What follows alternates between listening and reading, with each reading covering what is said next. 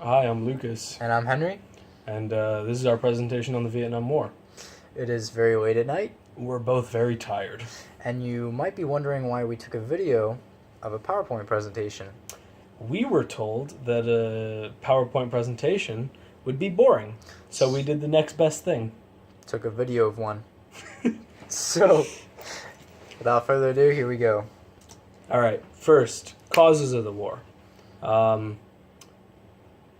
There's a lot that was going on in the region at the time, but I'm going to give you the short one. The French were a colonial power in the area since the mid 1800s, and at about around the 1950s, they were having a lot of issues, so they just kind of pulled out of the region, leaving a power vacuum. This led to communist groups rising up and trying to seize power, and they were, of course, backed by the Soviet Union. They started spreading south across the country, and the U.S. took notice of this, and they were like, "Oh man, look at that, communism, communists!" Ah. And they sent advisors. I'm sorry.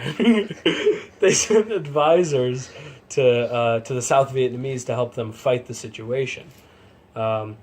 More and more advisors were sent. More and more supplies were sent. More and more weapons. More and more troops, and then all of a sudden the U.S. has an army in Vietnam, and we're directly fighting the Viet Cong. It was a lot more complex than that, but that's really the simple version. Effects of the war. So, the effects of the war, well, there are a few immediate effects of the war. There were over 58,000 United States servicemen deaths, and there were over 100,000 more wounded.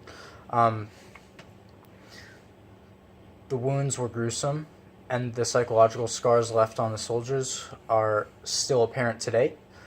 For Those who are that surviving. survived. Yeah, so those who survived. And it was the first publicized, Televised.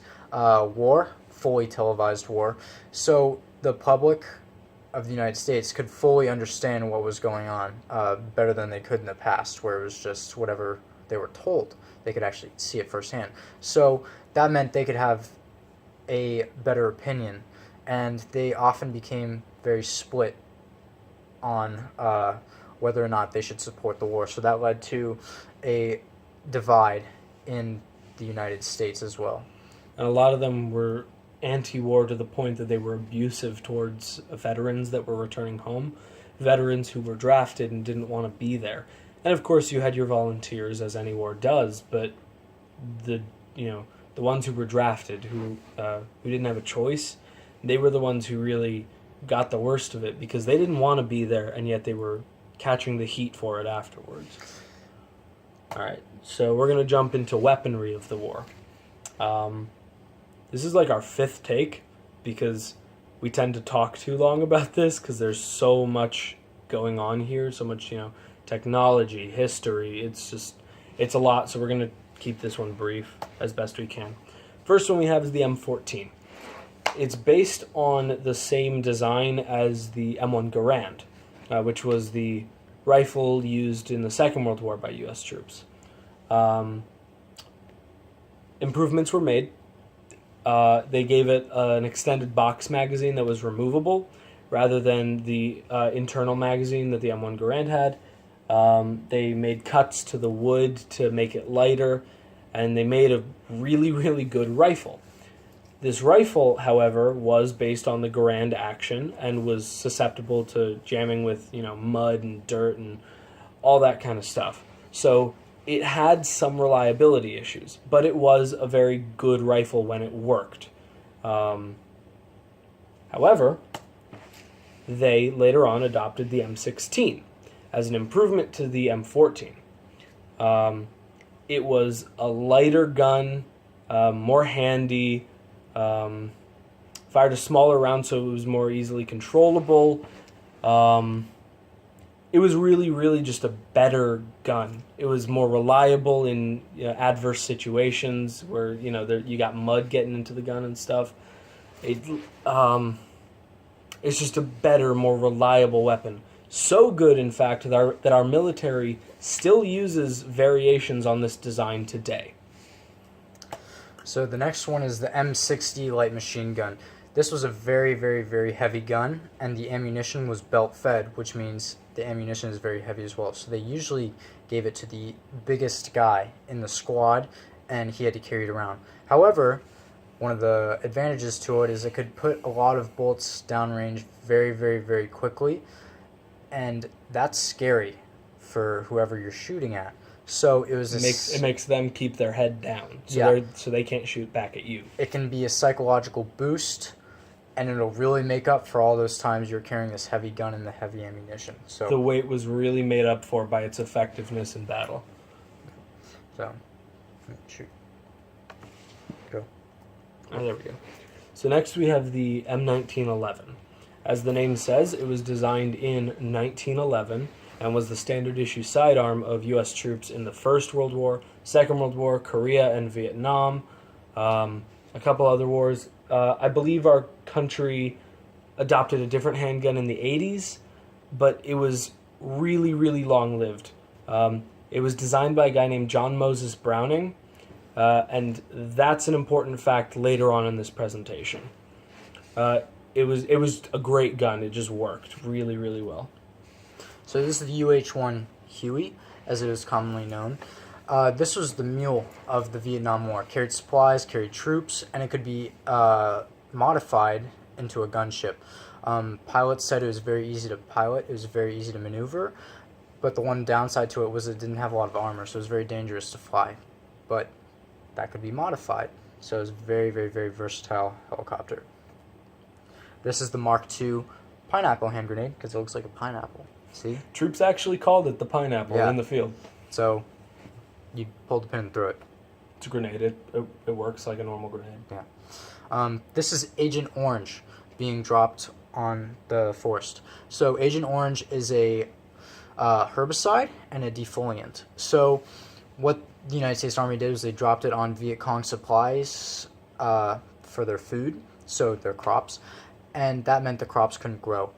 Now, that worked then, but Agent Orange is a very, very, very dangerous chemical to the environment, and it doesn't just wash away. It stays for a long time, and it's very harmful, and it causes birth defects. The birth defects caused by Agent Orange are really, really nasty.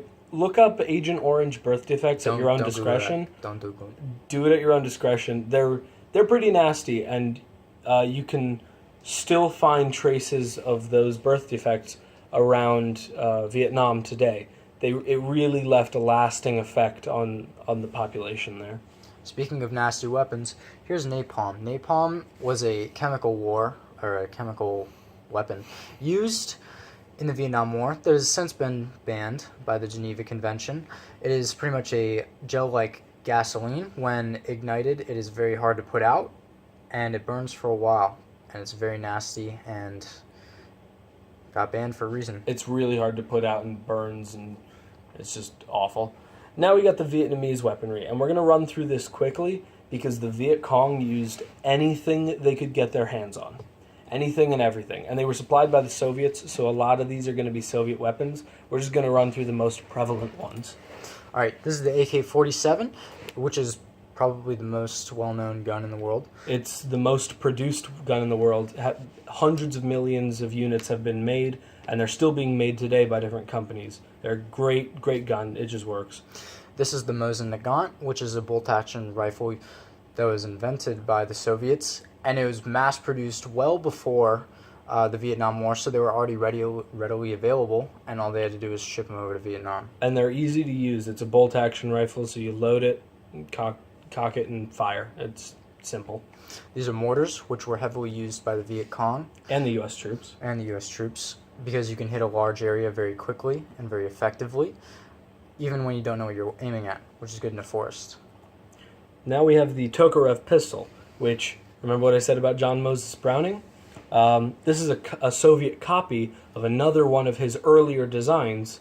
It's a John Moses Browning design. They're great guns. All of his stuff, they're great guns. The Soviets copied a good gun here.